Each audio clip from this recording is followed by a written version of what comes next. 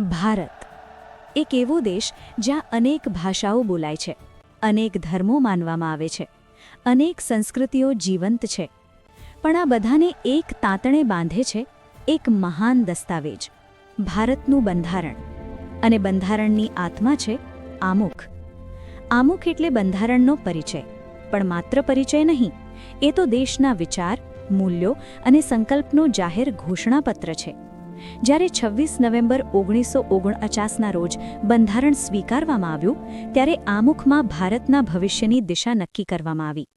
આમુખ બતાવે છે કે આ દેશ કયા સિદ્ધાંતો પર ચાલશે અને નાગરિકોને કઈ પ્રકારની વ્યવસ્થા મળશે. આમુખની શરૂઆત અમે ભારતના લોકો. આ શબ્દો ખૂબ જ મહત્વના છે. એનો અર્થ એ છે કે બંધારણ કોઈ રાજાએ કે કોઈ વિદેશી શાસકે નથી બનાવેલું, તે ભારતના લોકોએ પોતાના માટે પોતે બનાવેલું છે. અહીંથી લોકશાહીની સાચી શરૂઆત થાય છે. સંપૂર્ણ સ્વાયત્ત, સોવરેન. સ્વાયત્ત એટલે ભારત કોઈ પણ વિદેશી શક્તિના નિયંત્રણમાં નથી. અમે આપણા આંતરિક અને બાહ્ય નિર્ણયો સ્વતંત્ર રીતે લઈ શકીએ છીએ. સમાજવાદી, સોશિયલિસ્ટ. સમાજવાદી શબ્દ 1976માં 42મા સુધારા દ્વારા ઉમેરાયો. સમાજવાદનો અર્થ છે સંપત્તિ અને તકનો ન્યાયપૂર્ણ વહેંચાણ. અહીં ગરીબ અને ધનિક વચ્ચેનો અંતર ઓછો કરવાનો પ્રયત્ન થાય છે. સરકાર કલ્યાણકારી યોજનાઓ દ્વારા નબળા વર્ગોને સહાય કરે છે. એનો અર્થ બધું જ સરકારી નથી, પણ સામાજિક ન્યાય મહત્વનો છે. ધર્મનિરપેક્ષ, સેક્યુલર. ભારતનો કોઈ રાજધર્મ નથી. અહીં દરેક વ્યક્તિને પોતાનો ધર્મ માનવાની, પાલન કરવાની અને પ્રચાર કરવાની સ્વતંત્રતા છે. રાજ્ય કોઈ એક ધર્મને પ્રાથમિકતા આપતું નથી. બધા ધર્મ સમાન. આ દેશની એકતા માટે ખૂબ જ મહત્વપૂર્ણ સિદ્ધાંત છે. લોકશાહી, ડેમોક્રેટિક. લોકશાહી એટલે શાસન લોકોનું, લોકો દ્વારા, લોકો માટે. અહીં સરકાર લોકો દ્વારા ચૂંટાય છે. દરેક પ્રૌઢ નાગરિકને મત આપવાનો અધિકાર છે. મતદાન દ્વારા આપણે નક્કી કરીએ છીએ કે દેશ કોણ ચલાવશે. આ છે લોકશાહીની સાચી શક્તિ. પ્રજાસત્તાક, રિપબ્લિક. પ્રજાસત્તાક એટલે દેશનો વડા ચૂંટાયેલ હોય છે. ભારતમાં રાષ્ટ્રપતિ ચૂંટણી દ્વારા પસંદ થાય છે. અહીં કોઈ રાજાશાહી નથી.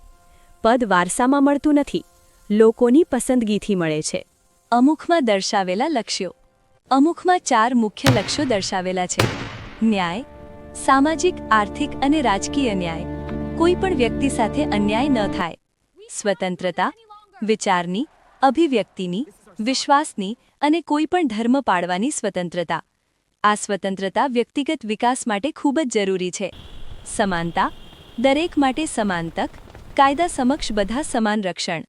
ભાઈચારો, રાષ્ટ્રની એકતા અને અખંડિતતા જાળવવી, એકબીજા પ્રત્યે સન્માન અને સહકાર રાખવો. પરંતુ એક સવાલ હજુ મનમાં ઊભો થાય છે.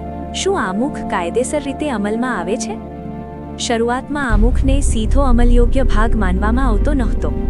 પરંતુ 1973ના કેશવાનંદ ભારતી કેસમાં સુપ્રીમ કોર્ટે કહ્યું કે આમુખ બંધારણનો ભાગ છે અને એ બંધારણની મૂળભૂત રચનાનો આધાર છે.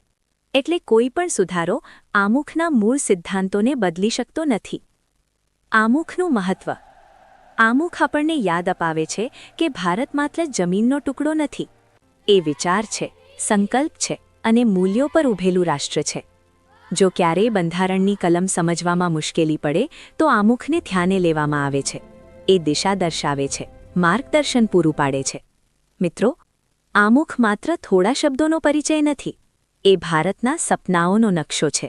ન્યાય, સ્વતંત્રતા, સમાનતા અને બંધુત્વતા તેમાં સમાયેલા છે.